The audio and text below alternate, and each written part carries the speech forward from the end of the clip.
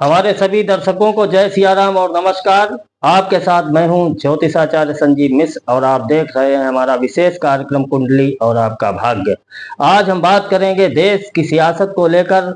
मैं आपको बताऊंगा कि लोकसभा चुनाव 2024 में किसके सितारे बुलंदियों को छू रहे हैं और किसके सितारे गर्दिश में हैं।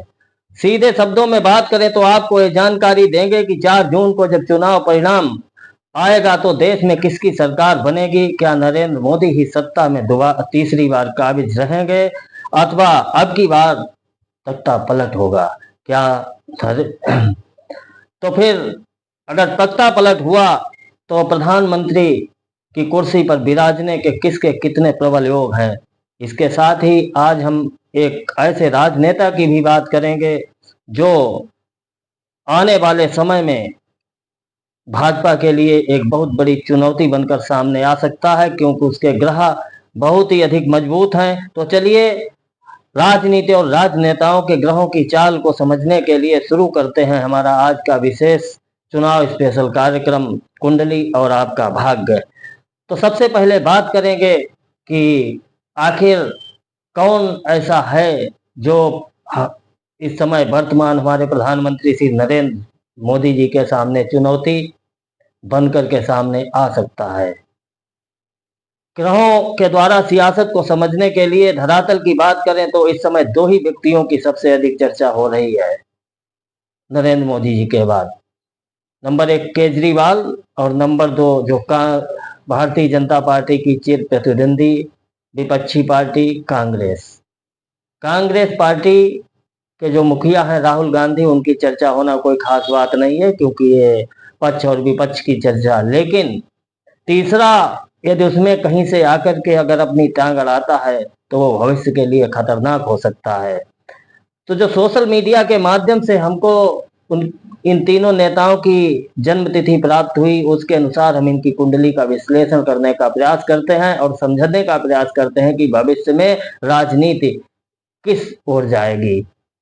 सबसे पहले विपक्ष के कांग्रेस पार्टी के नेता राहुल गांधी, जिनका की जन्म तिथि 18 जून 1970, जन्म समय रात्रि 9:52, जन्म स्थान दिल्ली। इस गणना के अनुसार जो कुंडली प्राप्त होती है वो मकर लग्न की कुंडली है। मकर लग्न का स्वामी शनि नीच का होकर के चतुर्थ भाव में बैठा हुआ है, इसीलिए सत्ता के लिए छटपटाहट और संघर्ष ये आप यदि राहुल गांधी जी के चरित्र में देखें तो आपको सीधी सीधी दिखाई देगी।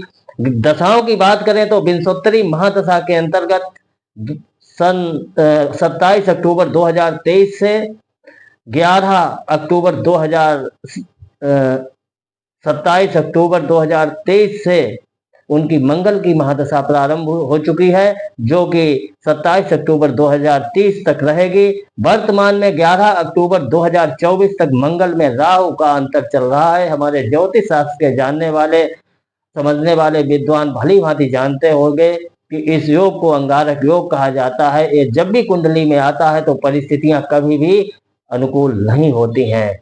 और उसमें भी यदि प्रत्यंतर की बात करें तो 4 मई 2024 तक राहु की अंतरदशा में बुध की प्रत्यंतर दशा, और 26 मई 2024 तक बुध के उपरांत केतु की प्रत्यंतर दशा, और 29 जुलाई 2024 तक शुक्र की प्रत्यंतर दशा। तो बुध केतु शुक्र, बुध ग्रह कुंडली का यद्यपि भाग्य भाव का स्वामी होकर के पंचम भाव में बैठा हुआ है तो कुछ राहत तो देगा, इनकी कुछ वृद्धि कर सकता है। इधर बुध के उपरांत केतु अष्टम भाव में बैठकर कोई बहुत ज्यादा मजबूती नहीं देगा। शुक्र पाप कर्तरी दोष में सप्तम भाव में है, यही कारण है कि अभी तक अविवाहित हैं और कहीं से भी ये ग्रह इनको प्रधानमंत्री की कुर्सी की ओर ले जाते हुए नहीं दिखाई दे रहे हैं। जो हम वर्तमान चुनाव की बात करते हैं।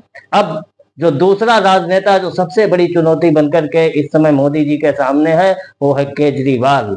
भले ही आप इस पर विश्वास न करें और अपनी भावनाओं से इसको समझने का प्रयास न करें, लेकिन इतिहास गवाह है कि जो राजनेता जेल से सजा काट करके आया, भविष्य में वो एक चुनौती के रूप में जो सत्तारूढ़ दल है उसके सामने प्रस्तुत हुआ है।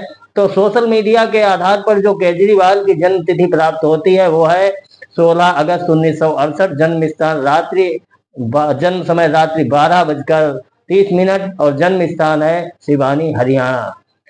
इस गणना के अनुसार जो कुंडली प्राप्त होती है वो वृष लग्न की कुंडली है। वृष लग्न का स्वामी शुक्र सूर्य की राशि में बुध और गुरु के साथ चतुर्थ भाव में बैठा हुआ है। तो विंशोत्तरी की यदि बात करें तो 24 अक्टूबर 2023 से उनकी 18 मार्च 2026 तक गुरु में राहु की अंतरदशा चल रही है, यानी अक्टूबर 2023 से ही वो चांडाल दोष के चक्कर में आ गए।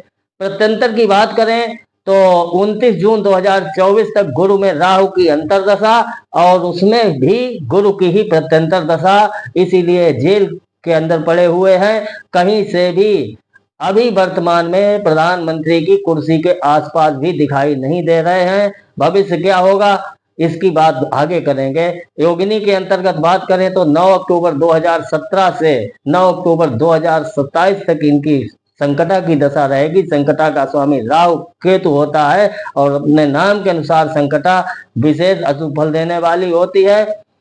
तो इस परिस्थिति में कहीं से भी ये प्रधानमंत्री जी की कुर्सी के आसपास नहीं दिखाई दे रहे हैं।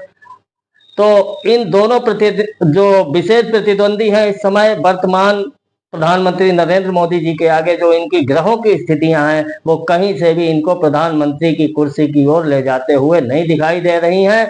हाँ, भविष्य क्या होगा, आने वाले समय में परिस्थितियां क्या होगी, ग्रहों की गोचर गणना उस समय क्या होगी, ग्रहों की जो दशाएं, अंतर दशाएं, प्रत्यंतर दशाएं हैं वो क्या होंगी, उसके लिए भविष्य में फिर हम कभी दोबारा चर्चा करेंगे।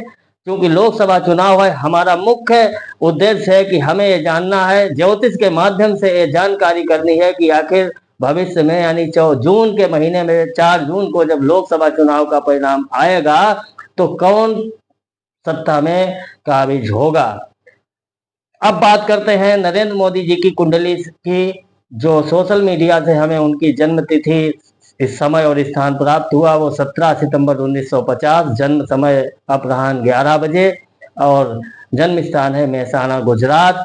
उसके आधार पर जो कुंडली निकल करके आती है वो है वृश्चिक लग्न की कुंडली। और कुंडली में जो विशेष बात है कि चंद्र और मंगल कुंडली के लग्न भाव में बैठे हुए हैं और उसमें जो विंशोत्तरी योगिनी आदि दशाएं होती हैं तो विंशोत्तरी दशा के अंतर्गत 25 नवंबर 2021 से 25 नवंबर 2028 तक नरेंद्र मोदी जी की कुंडली में मंगल की महादशा चल रही है। मंगल लग्न का और छठे भाव का स्वामी होकर के अपने मित्र चंद्रमा के साथ लग्न में ही बैठा है, स्वग्रही है। तो ये ग्रह बहुत मजबूत स्थिति का माना जाता है। हमने इन तीनों नेताओं की कुंडलियों का पहले भी इसी अपने यूट्यूब पर विधिवत बृहद विश्लेषण किया है, उन सब का लिंक हम डिस्क्रिप्शन बॉक्स में आपको दे देंगे। अगर आपको सब ग्रहों का की चाल समझनी है, तीनों राजनेताओं के ग्रहों का गणित समझना है तो कृपया वो वीडियो भी देखें। तो मोदी जी की कुंडली पर चर्चा कर रहे हैं।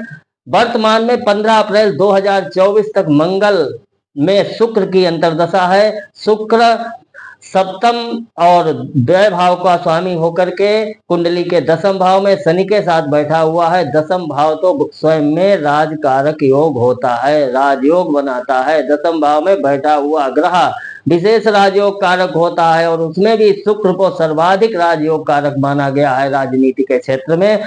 और मंगल में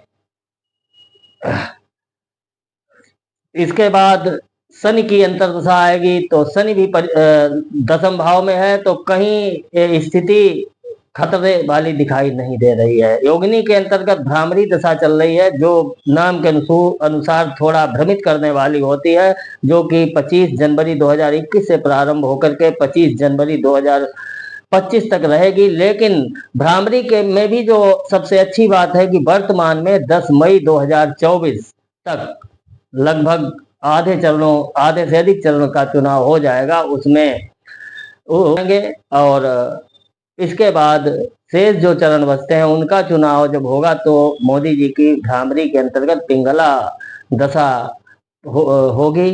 भ्रामरी की अंतर महादशा में पिंगला की अंतरदशा होगी, जिसका स्वामी सूर्य होता है। सूर्य कुंडली के लाभ भाव में दशम भाव का अधिपति होकर के बैठा हुआ है। ये भी विशेष राजयोग कारक ग्रह है इस कुंडली में। तो जो वर्तमान में मोदी जी की कुंडली है, उसमें कहीं से भी किसी भी प्रकार के सत्ता से च्युत होने जैसे लक्षण नहीं दिखाई दे रहे हैं। ये जो जानकारी हम आपको दे रहे हैं, जो इनकी जन्म तिथियां हैं, एक मेरी निजी जानकारी या व्यक्तिगत उनके परिवार से किसी भी प्रकार की जानकारी हमको नहीं प्राप्त हुई है।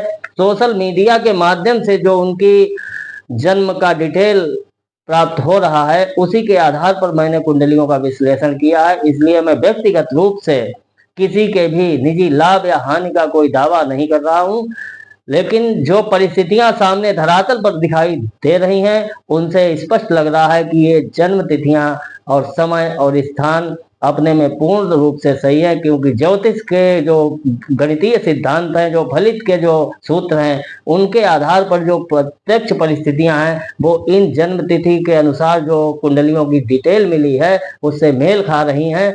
इसलिए आप को जो जानकारी हम दे रहे हैं, इसकी सटीकता का मैं दावा तो नहीं कर रहा हूं, लेकिन जहां तक अनुमान और देश काल परिस्थिति की बात करें, तो ये अपने में पूरी तरीके से सटीक सिद्ध होती हैं, हो रही हैं, और भविष्य में भी सटीक सिद्ध होंगी। ऐसा हमारा ज्योतिष का विश्वास है। तो आप लोग आशान्वित रहिए। चुनाव में आप अपने मताधिकार का प्रयोग अवश्य करें। सब काम छोड़ करके अपना वोट अवश्य डालें, क्योंकि इससे ही एक हम स्वस्थ और प्रबुद्ध राष्ट्र का निर्माण कर सकते हैं। इसलिए आने वाले समय में जिस दिन भी आपके नगर में, आपके क्षेत्र में चुनाव हो, उस दिन सब काम छोड़ करके पहले आप अपना वोट डालने जाइए। धन्यवाद।